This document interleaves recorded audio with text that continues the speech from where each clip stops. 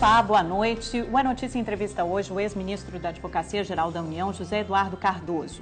O Conselho de Ética da Presidência da República liberou do período de quarentena a que todos os ex-ministros são submetidos, justamente para continuar à frente da defesa de Dilma Rousseff. Como ele já havia atuado na causa, o argumento é de que não há conflito de interesses. Boa noite, ministro. Boa noite, Amanda. É um prazer estar com você novamente. Seja muito bem-vindo. A primeira vez que eu entrevistei o senhor foi como ministro da Justiça, como ministro da Advocacia-Geral da União, não, mas agora como ex-ministro e defensor da presidente Dilma Rousseff. Exatamente.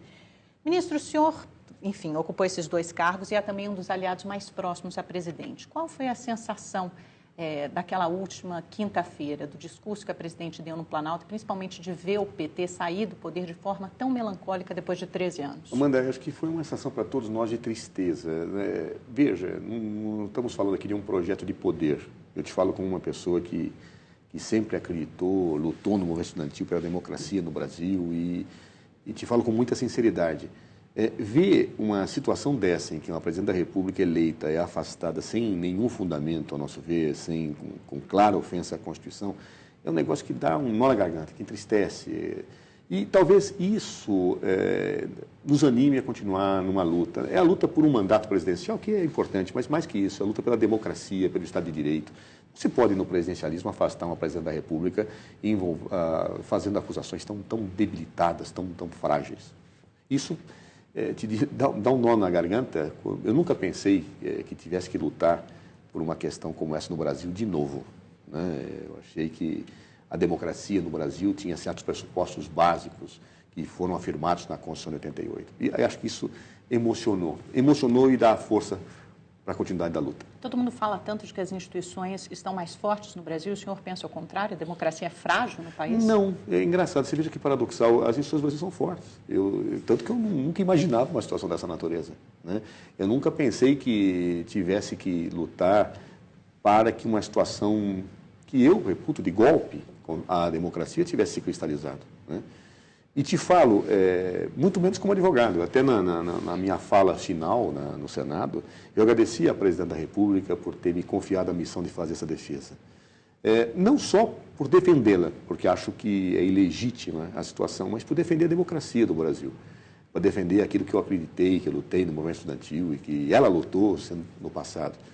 É uma coisa que nos propulsiona, nos empolga, mas por um outro lado, é muito triste mesmo. O senhor tem falado com a presidente? Como Diariamente. É que ela está, ministro? A presidenta é uma pessoa que ela me espanta muitas vezes. Ela é uma pessoa de uma força interior, né? De uma coragem interior que é assustadora até. Nos momentos mais difíceis, quando de repente você dá uma baqueada, quando você...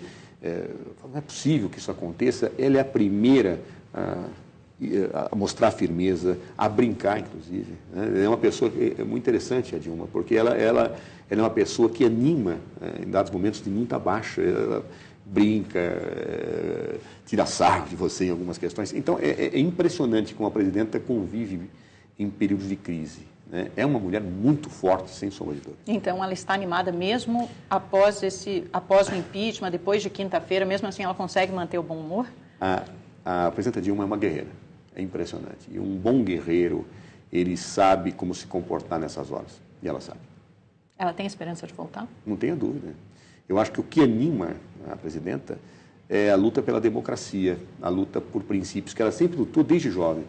De uma pessoa que perdeu uma parte da sua juventude por lutar pela democracia, que foi torturada, que se submeteu a situações durante a ditadura, que, óbvio, atingiriam qualquer pessoa como ela foi atingida naquelas condições. Isso me dá uma força interior muito grande e saber se comportar. A Dilma, como eu disse há pouco, ela é uma guerreira que sabe lutar a boa luta pelos princípios que ela defende. Ela não abre mão daquilo que ela acredita. E quais são os próximos passos da defesa agora, ministro? Haverá alguma mudança de estratégia? Porque, afinal de contas, vocês perderam as duas primeiras votações na Câmara e no Sim. Senado. O que vai acontecer daqui para frente? Não é uma mudança de estratégia, é uma mudança de fase do processo. O que nós temos que entender é que, pela decisão do Supremo Tribunal Federal, nessa primeira fase, na Câmara e no Senado, as acusações eram feitas, foram rebatidas por nós, mas nós não podíamos produzir prova. É até uma situação muito esquisita, né? Porque você tem um presidente da República afastado sem que você possa provar aquilo que alega. E sem que o acusador também tenha aprovado qualquer coisa. Tem esperança de que isso mude alguma coisa? Porque a presidente Dilma, né, as primeiras 2 votações, mais de 2/3, tanto na Câmara, no Senado, a favor do impeachment dela, a maior parte dos políticos e dos analistas políticos acha que é muito remota a possibilidade dela voltar ao poder. Quer dizer, se ela não conseguiu fazer isso enquanto ela estava no poder e tinha caneta na mão, não é muito menor a chance dela conseguir voltar agora com outro presidente no poder? Eu não acho. Eu acho, vou ser muito sincero, eu senti uma mudança ao longo do processo do impeachment na sua tramitação na Câmara e no Senado. Havia, e é fato, não podemos negar, uma situação de crise econômica, de crise política, geradora de uma situação de impopularidade, que motivava muitas vezes, e as pessoas têm o seu direito de expressão livre, e as pessoas pedirem a sair do governo, mudança do governo, etc. Porém, quando começa o processo de impeachment e fica claro do que a presidente está sendo acusada, no momento em que muitos do mundo político são acusados de corrupção, de atos gravíssimos, no momento em que Eduardo Cunha notoriamente abre um processo por retaliação à presidenta, ou seja, fazia uma ameaça, ela se recusou a cumprir a ameaça, ele abre o processo, no momento em que fica claro do que ele está sendo acusado, de que ela não participou de atos de corrupção, não enriqueceu, não tem contas no exterior, quando fica isto claro, muitas pessoas que não gostam do governo dela ou que faziam críticas começam a dizer, mas peraí, uma democracia não é assim. Então, eu sinto isso, e pena que não se tem feito pesquisas ultimamente sobre isso, mas na última pesquisa que saiu já se mostrava que nos últimos dias, do momento em que saiu a pesquisa, antes do impeachment, muito antes, uma parte da população havia mudado de opinião. Alguns governadores nos dizem, que no Nordeste especialmente, que nos seus estados a maioria da população parece apontar contra o processo do impeachment. Mas mesmo assim as bancadas no Nordeste votaram majoritariamente na Câmara a favor do impeachment. Foram 367 votos, foi uma votação muito consistente. E no Senado também 55, eram necessários 41. Eu usaria dizer, Amanda, que esse resultado já estava selado antes, ou no momento da abertura do processo. Mas esses votos vêm muito em função também da pressão da população, os e-mails que os deputados e senadores recebem, a pressão, né, das suas bancadas, dos seus estados de origem. Eu gostaria muito de ver uma pesquisa hoje. Pena que ela não tem sido feita, é curioso. Por que Fica aí a sugestão, né?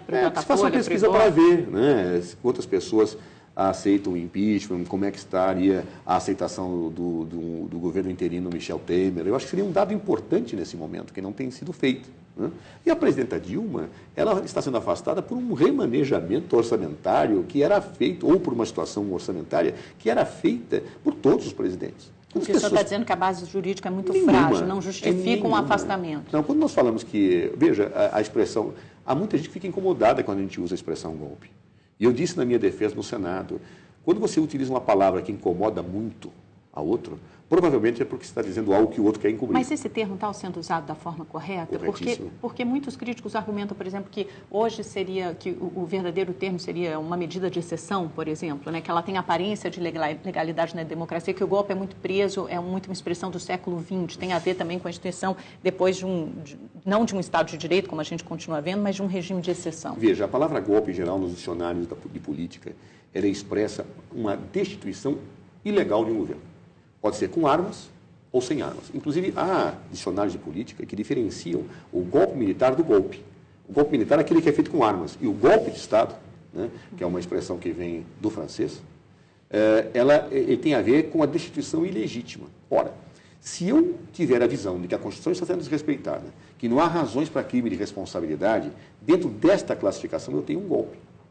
Eu cheguei, inclusive, a mencionar na defesa, Amanda, um estudo que é feito por um cientista político, que foi publicado pela imprensa da Universidade de Cambridge, que ele mostra que, ultimamente, na América Latina, o impeachment tem sido a forma pela qual presidentes de vários países têm sido afastados para dar uma aparência de legalidade. Ou seja, que os golpes com armas já ficaram fora de moda. Por isso, essa seria essa medida de exceção também, que alguns usam esse termo. É uma obra em que o nome é o impeachment e a realidade política da América Latina, ou seja, o impeachment e a fragilidade do sistema político da América Latina. Mas o senhor fala que tem um golpe em curso no país. Já a oposição argumenta que foi concedido um amplo direito de defesa, que as instituições funcionam, que o rito foi definido pelo Supremo, que houve ampla maioria, uma votação por ampla maioria, tanto na Câmara como no Senado. Então, como é que esse golpe funciona dentro das regras das instituições, com as instituições funcionando e com observância do Supremo Tribunal Federal? Eu acho que a tua pergunta é muito importante, permite esclarecer o seguinte. Processo é importante, direito de defesa é importante, mas a substância que está por trás dele é mais importante ainda.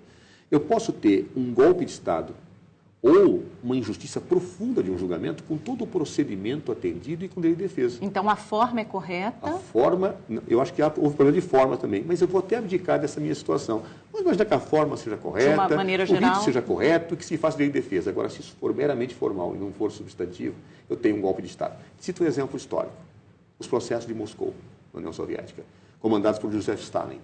Foram processos que seguiram o rito, que teve defesa, só que as provas foram forjadas, as alegações não existiam, pessoas foram torturadas para dizer a verdade. Qual foi o resultado? Mas calma, nós estamos longe dessa situação também, não podemos comparar pessoas sendo torturadas, claro, ou provas forjadas. Lógico. As provas não foram forjadas. Mas as acusações foram. Como é que eu posso dizer que um presidente da República pode ser afastado porque cometeu um crime quando os outros também fizeram? Mudou o quê?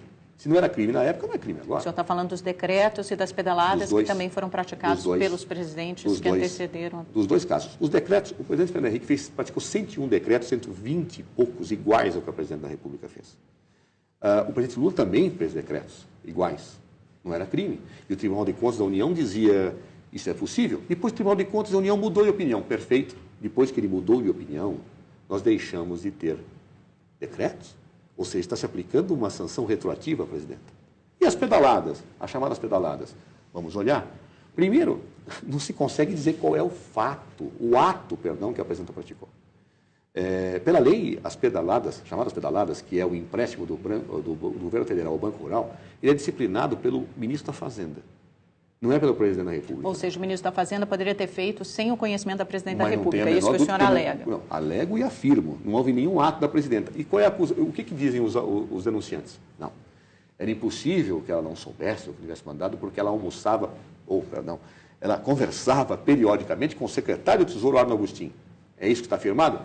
Arno Agustin saiu em 2014. E as acusações são de 2015. Como é que se pode fazer Quer dizer, aconteceram também em 2014, mas o objeto de acusação aqui é 2015. 2014 é outra realidade. 2015, é outra realidade. Porque, inclusive, veja, em 2014 nós tínhamos contratos de empréstimo, contratos de prestação de serviços que eram chamados de empréstimo. Aqui em 2015 nem contrato tem. Não existe contrato entre o governo federal e o Banco do Brasil. O que existe é o Banco do Brasil empresta e uma lei diz que o governo tem que pagar para subsidiar esse crédito. O governo atrasou isso. Isso é operação de crédito. Mas vamos imaginar que seja. Não era antes? Mas antes não foi tanto dinheiro. Bom, pelo fato de ser mais dinheiro agora, mudou a natureza jurídica do negócio? Não tem sentido. Eu entendo. Eu ia até fazer essa pergunta para o senhor. Tem um relatório do Banco Central que, na verdade, mostra que ao final do governo o Fernando Henrique Cardoso, as chamadas pedaladas chegavam a pouco menos de R$1 bilhão. Já no final de 2015 chegavam a 60 bilhões de reais. Em números correspondentes do PIB, foi de 0,1% no governo Fernando Henrique Lula para 1% do PIB. O impacto não é muito maior, porque a gente vê um impacto real na vida da população, na desorganização das contas públicas, um aumento do endividamento. E aí, com todas as consequências que isso produz, aumento de desemprego, de inflação. 2014, das pedaladas de 2014, 2015, mas 2015 que eles pagaram 60 bilhões. Foi no final de 2015 que eles fizeram essa. A acusação é as pedaladas do Banco Rural de 2015. Eu posso discutir com você também de 2014, não tem nenhuma dificuldade. É que o processo da acusação é 2015. É isso que se embaralha. Eu não posso me defender de uma coisa que eu não sei exatamente qual é a acusação. Se eu for falar de 2014, eu falo como você também disse já. Mas vamos pegar 2015, o valor era pequeno. Tá certo? Mas olha, o volume foi muito maior que o do governo Fernando Henrique Cardoso. Eu vou te dizer, pensa na seguinte hipótese. Você faz uma pergunta que me incomoda agora, eu puxo uma arma e dou um tiro e te mato. Como é que é o nome que se dá a esse crime? Homicídio. Então foi homicídio, tá bem. Vamos imaginar que eu puxe a mesma arma e te dê 10 tiros. Qual é o crime? Homicídio. Homicídio é com 1 tiro ou com 10 tiros. Um contrato, ele é o mesmo. Com pouco dinheiro, ou com muito dinheiro, ou com médio dinheiro, vamos chamar assim. Eu não mudo a natureza jurídica do delito pela forma de ter mais dinheiro ou menos dinheiro. É isso que eu estou dizendo. Se isto não podia ser feito nem com 1 centavo no governo Fernando Henrique Cardoso, não podia ser feito com 10 milhões do governo Dilma. Não há como eu possa dizer que podia antes e não posso agora. Agora, tudo bem, então, ministro, vamos admitir que há um golpe em curso. Então, vamos dar nome aos bois. Quem são os autores desse golpe? Eu tenho um grande autor, que é o pai inicial, é o autor do pecado original, se você quer. Chama Eduardo Cunha. Jamais esse processo... Mas o Supremo já não aceitou a ação que o senhor entrou, dizendo que se tratava de um liminar, uma decisão monocrática por desvio de poder. Porque diz que, por via de mandado de segurança, isso não podia ser discutido. Teria que ser um outro instrumento jurídico. Teria que ser em primeira instância, tem que ter demora, etc. Qual seria o argumento que cabe ao Senado julgar? Ninguém disse que Eduardo Cunha não praticou desvio de poder. O Supremo não disse, a Câmara não disse, Tudo bem, o Senado mas o não Eduardo disse. Cunha não faz isso sozinho. Então, quem são os coautores? Quem são começou as sozinho. outras... Ele começou sozinho. Tá, mas quem são as outras pessoas Vamos lá. envolvidas? Eu tenho um processo de crise. Processo de crise econômica, crise política. O governo perdeu a maioria. A oposição, desde o primeiro dia depois do resultado, já queria rever o resultado. Desde o primeiro dia, se pede recontagem dos votos, dizendo que tinha tido erro no conto dos votos. Depois se pediu uma auditoria nas maquininhas eleitorais, dizendo que havia fraude. Nada aprovado. Depois disso, se pediu impugnação das contas da presidenta, porque ela não podia governar. Desde o primeiro dia, a oposição tenta descaracterizar o mandato da presidenta Dilma Rousseff. Quando eu falo primeiro dia, é divulgação do resultado eleitoral. Mas isso não faz parte do jogo político? Não. E ainda mais uma eleição tão apertada? Uma Foi a eleição mais apertada desde a redemocratização. Outra coisa é eu dizer que teve fraude nas maquininhas. E foi roubada a eleição. Tudo bem, mas aí eles entram com uma ação lá, o TSE chega e diz perdem. Exatamente, isso. Mas até aí... E não perderam o mandato, não tiraram o mandato da Dilma por uma ação no judiciário, então estou tirando por uma decisão política, onde um governo perdeu a maioria parlamentar. No parlamentarismo, eu insisto, quando você perde a maioria parlamentar, muda-se o governo. Tem aquele voto de desconfiança, muda-se, cai no presidencialismo, não.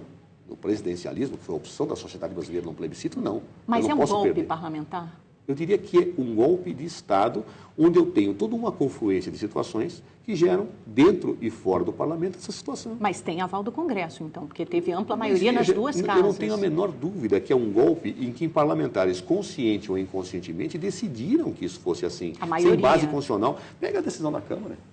Você viu por que os deputados votaram? Eles votaram porque a presidente cometeu o crime ou votavam por outras razões?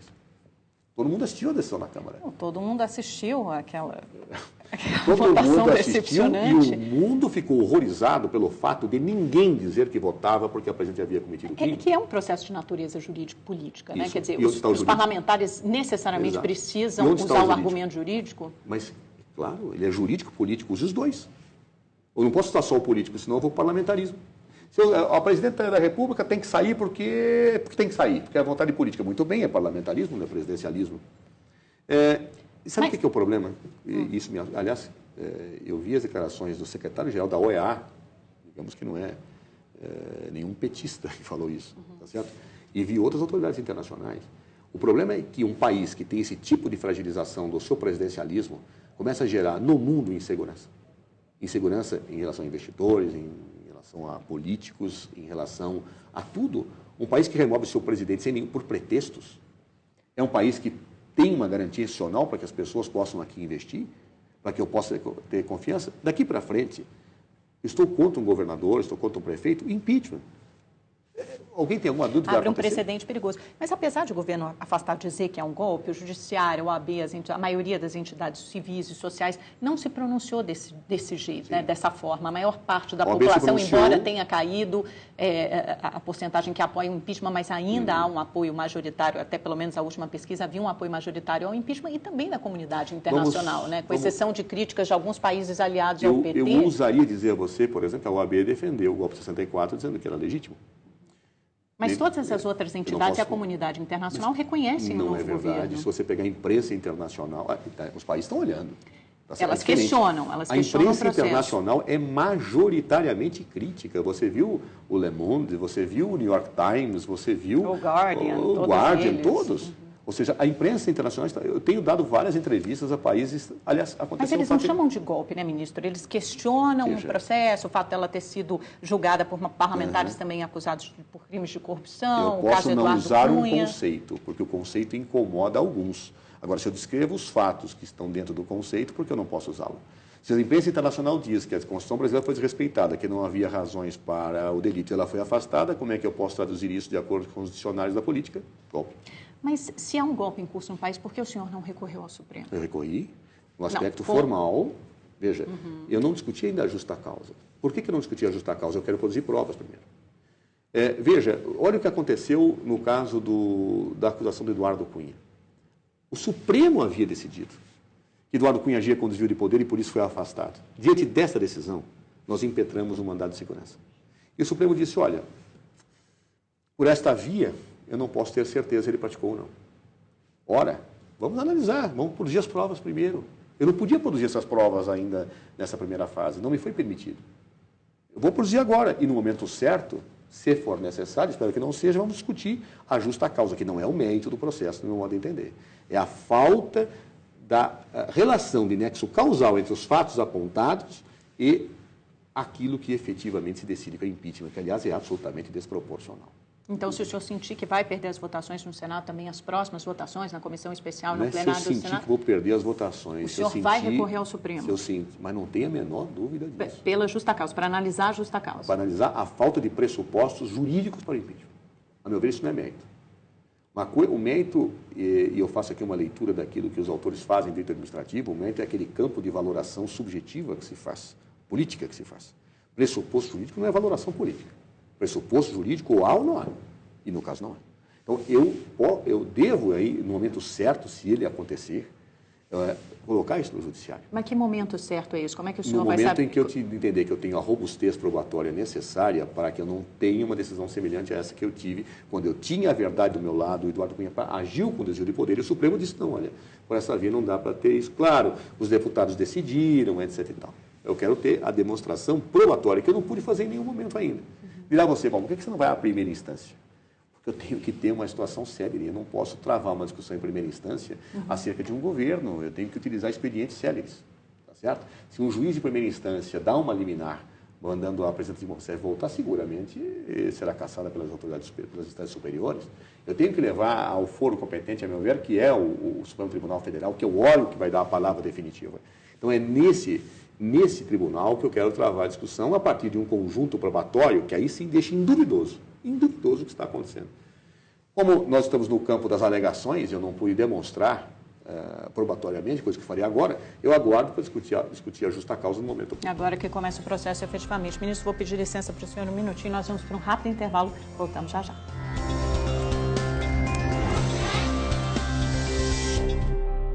Olá, o É Notícia está de volta com ex-advogado-geral da União, José Eduardo Cardoso, que agora é defensor da presidente Dilma Rousseff. Vai cumprir aí um período de quarentena, mas também de muito trabalho, sem né, advocacia, mas de uma cliente só. De uma cliente só.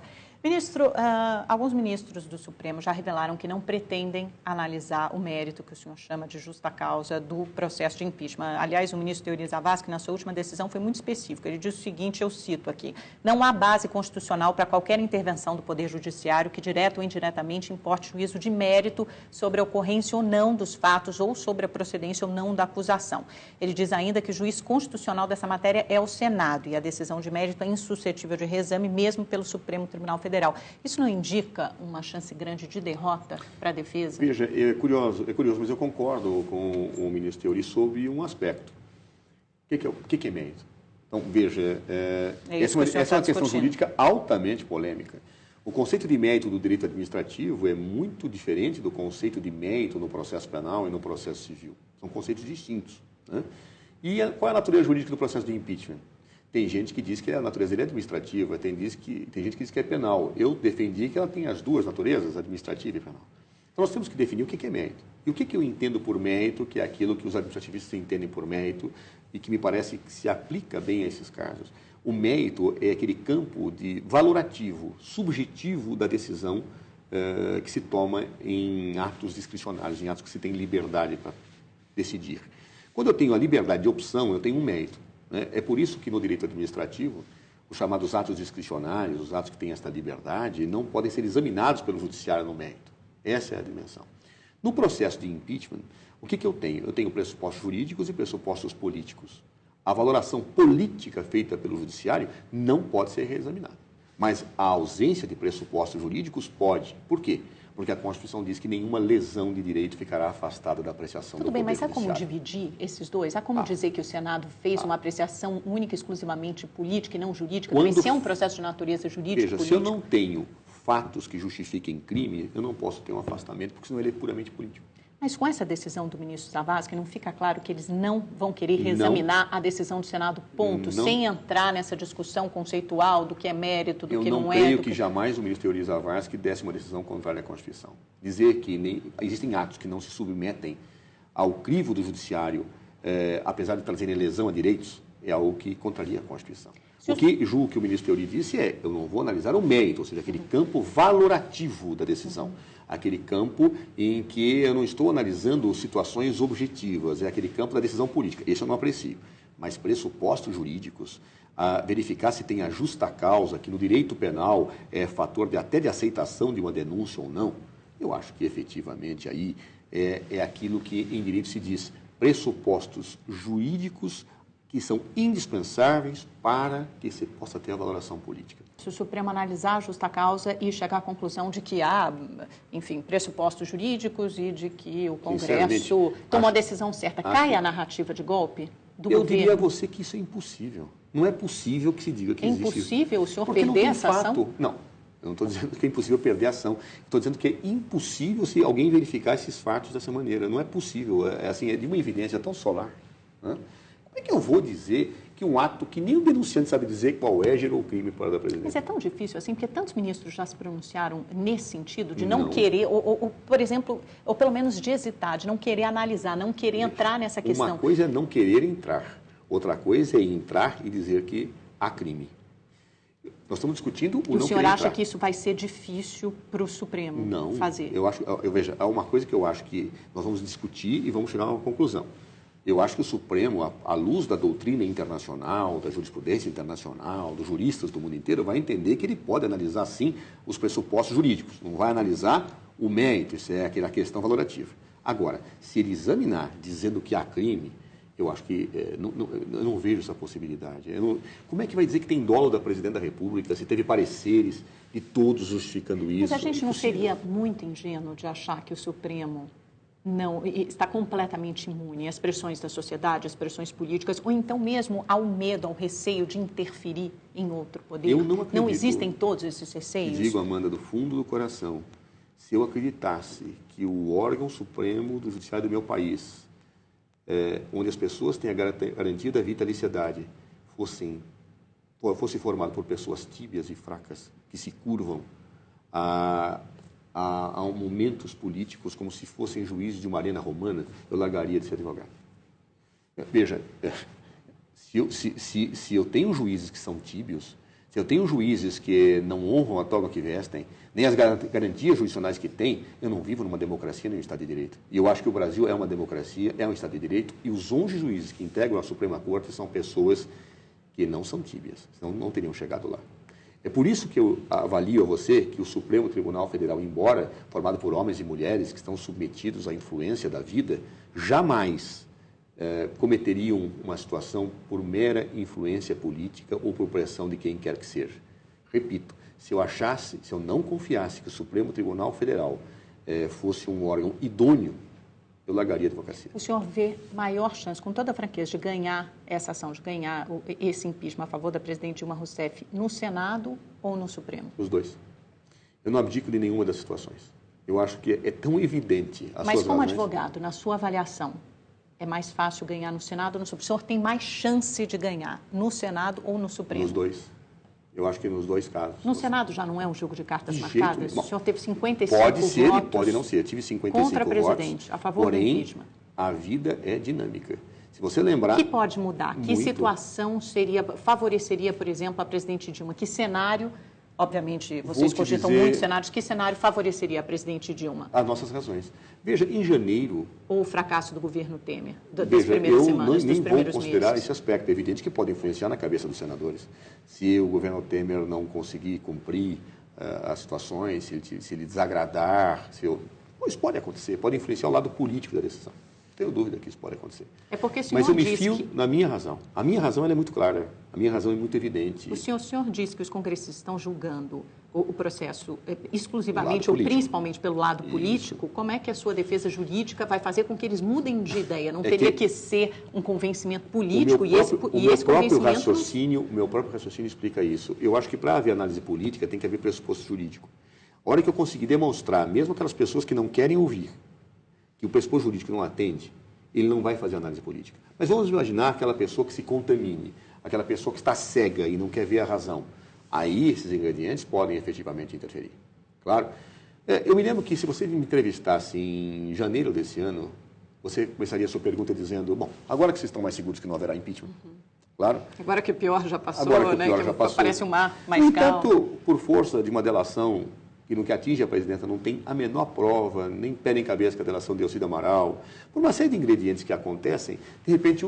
Ingredientes políticos, principalmente. Políticos que fazem com que a situação seja avassaladora e a razão não exista. Mas no momento em que você apazigua as situações, em que a racionalidade vem, em que eu posso produzir provas, em que o mundo está atento e discutindo, mas o que aconteceu no Brasil? Estão afastando uma presidenta da República por fatos que não se sustentam? Ela não é acusada de nada.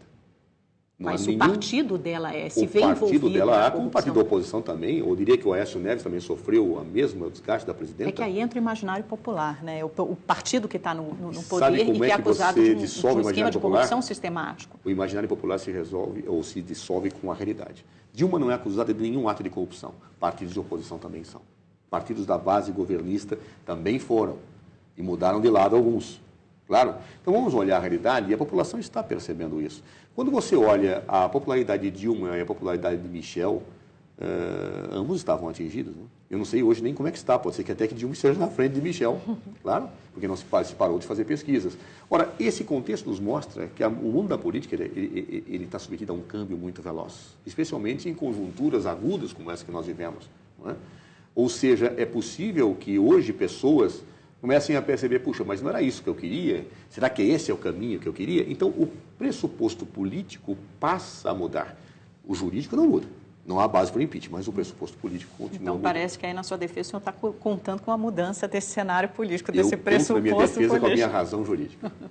Ministro, no último discurso no Planalto, a presidente disse que pode ter cometido erros, mas não cometeu crimes. Quais foram os erros da presidente? Olha, podemos discutir vários. Não há ser humano que não cometa erros. Não, mas o senhor é um aliado e é claro que houve erros, né? Talvez essa autocrítica, aliás, seja a maior fragilidade, porque ninguém faz. Eu faço um erro, uma confissão de erro aqui, embora não vá explicá-la.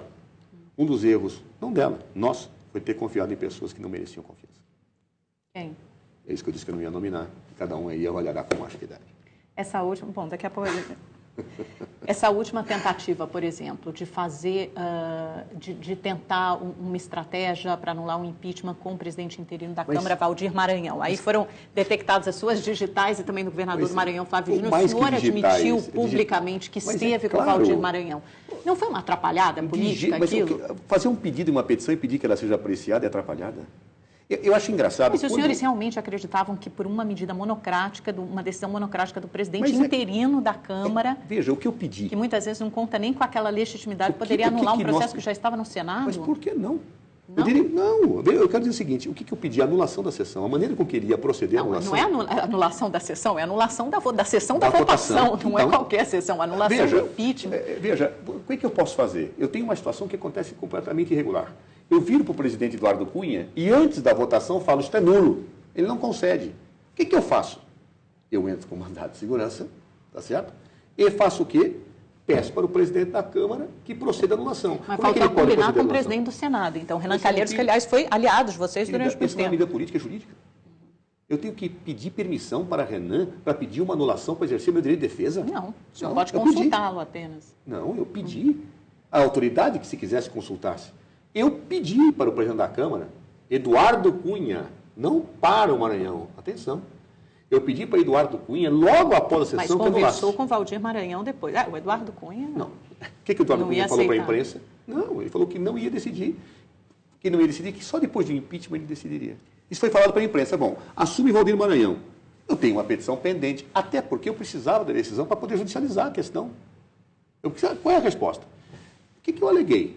Que a Corte Interamericana de Direitos Humanos dizia que aquilo era nulo por decisões já tomadas no Peru e no Equador. E dizia o seguinte, vocês querem que uma Corte Internacional diga que isso é nulo? Não será melhor que nós venhamos a rever? O que eu dizia? Que a Lei 1179 de 50 estava ofendida. Por quê? Porque houve encaminhamento e votação. Não posso pedir isso? Eu pedi. A decisão simplesmente não se dava. Eu estou às vésperas do impeachment no Senado Federal e a Câmara não decide. Eu levanto essa questão na Câmara, no Senado, e o Senado diz, essa decisão é da Câmara. Bom, o que eu faço? Eu vou falar com o Maranhão. Chego e falo, presidente Maranhão, eu tenho essa petição, você vai despachar? Porque eu pretendo judicializar. Inclusive, há deputados que querem ir à Corte Interamericana de Direitos Humanos, de acordo com essa decisão. Ele fala, vou decidir. Decide. Onde está a estratégia?